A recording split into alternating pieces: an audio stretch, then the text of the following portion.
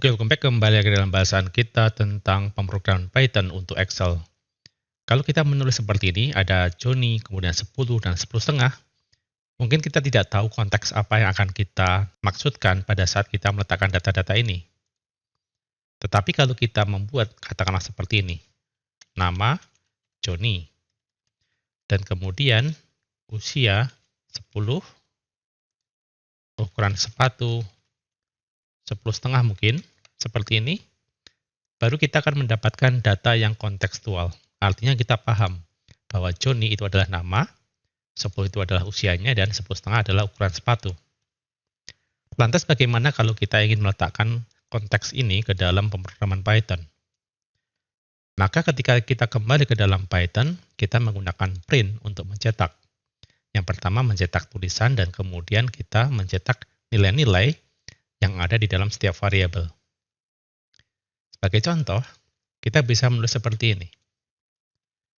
Nama, dan kemudian kita menggunakan apa yang disebut operator string concatenation, atau operator untuk menggabungkan satu string, satu teks dengan teks lainnya. Kebetulan teks lainnya itu ada di dalam variabel A1. Maka kalau kita tulis seperti ini, nama T2 dan spasi, coba kita tampilkan, kita save. Kita ketik python sendback.py, maka akan muncul nama T2 edi. Oleh karena itu, data edi ini menjadi kontekstual, artinya menjadi data yang bermanfaat bagi siapa yang menggunakan aplikasi ini. Nah, sekarang bagaimana kalau kita ingin menampilkan data-data lainnya, seperti usia dan sepatu? Maka kita bisa menggunakan seperti ini juga. Usia, T2, dan kemudian kita menggunakan A2, seperti ini misalnya, tetapi ini baru kita coba. Coba kita jalankan, kita save terlebih dahulu, kita ketik python sendback.py. Nama, edi. Kemudian di bagian bawahnya ada masalah. Masalahnya apa? Masalahnya di sini tertulis can only concatenate string. str itu adalah string. Artinya, plus ini hanya bisa digunakan apabila data di dalam A2 adalah string atau teks. Dan kita tahu bahwa 10 ini bukan teks. Buktinya apa? Buktinya kita tidak memberi tanda kutip. Beda kalau kita menulisnya seperti ini. Kalau kita menulisnya seperti ini, maka 10 adalah string. Dan kode program ini akan berfungsi dengan baik. Nama edi usia 10. Tetapi 10 ini adalah teks. Dan oleh karena itu, kita tidak bisa menambahkan dengan angka, katakanlah seperti ini. Kita ulang, python sendback.py. Maka terjadi masalah sebab A2 teks tidak bisa ditambahkan dengan angka. Maka bagaimana solusinya? Baik, A2 kita kembalikan menjadi 10 dalam bentuk angka. Nah, lantas kalau kita ingin meletakkan nilai angka atau data angka, kita gunakan koma.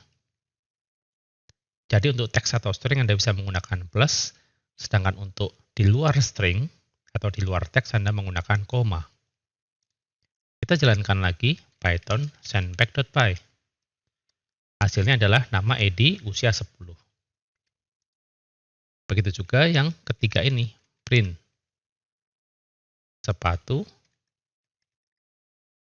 T2, koma, sekali lagi koma karena A3 adalah angka.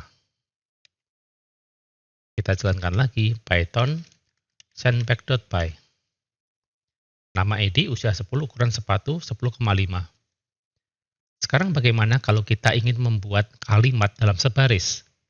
Misalnya nama saya edi, usia saya 10 tahun dan ukuran sepatu 10,5, tetapi dalam sebaris.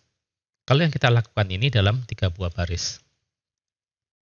Nah, kalau ingin dilakukan dalam satu baris, maka Anda bisa ketik dalam bentuk seperti ini. Nama saya titik 2 plus A1 plus lagi usia, kemudian koma, A1, A2, koma, ukuran sepatu, koma, A3. Baik, kita jalankan, kita CLS, ketik python sendback.py. Maka di sini muncul tulisan dalam satu buah kalimat. Nama saya Edi, usia 10, ukuran sepatu 10,5. Nah, kalau Anda melihat di sini ada Edi dan usia disambung, maka pada cara penulisan teks di sini pada fungsi print maka kita pisah. Jadi di sini usianya kita buat spasi seperti ini. Kita save dan kemudian kita jalankan ulang. Python sendback.py. Maka di sini akan muncul satu buah kalimat yang panjang. Tetapi cara penulisan seperti ini cukup rumit. Karena di sini ada plus, plus, kemudian ada koma, koma, dan ada koma. Lantas Anda membuat ada berapa kali tanda kutip di sini. Ini sangat rumit. Nah, alternatifnya Anda bisa menggunakan salah satu cara yang disebut format. Bagaimana caranya? Jadi, ketika kita menggunakan format, kita bisa mengetik seperti ini. Print. Kemudian kita tulis saja nama saya, titik 2, lantas kita beri tanda kurung kurawal seperti ini, dan untuk yang pertama, kita masukkan angka 0. Kemudian kita lanjutkan, usia saya, kita buat tanda kurung kurawal lagi, dan kita isi dengan angka 1. Mengapa 1? Karena di sini ada 0, jadi urut 0, 1. Ukuran sepatu, kemudian kita gunakan tanda kurung kurawal, dan kita isi angka 3. Lantas, variabel A1, A2, A3 kita letakkan dengan cara kita gunakan titik, dan ketik format, lantas kita tulis untuk 0, A1, untuk 1, A2, dan untuk yang ketiga, A3.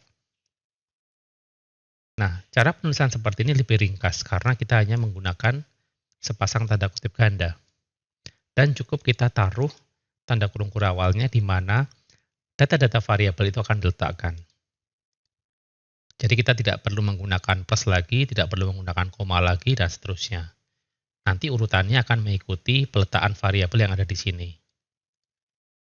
Nah, coba kita save. Bagian ini kita jadikan komentar. Kita klik pada edit, lantas toggle line comment. Dan ketika ada satu baris program yang menjadi komentar, maka dia tidak akan dijalankan oleh Python. Kita save. Lantas kita jalankan python sendback.py. Baik, di sini masih ada kesalahan sedikit. Oke, kesalahannya adalah setelah 1 harusnya 2, bukan 3. Kita ulang. Python sendback.py. Maka Anda akan melihat tulisan seperti ini. Nama saya Edi, usia saya 10, ukuran sepatu 10,5. Nah, itu cara bagaimana kita menggunakan print dan data.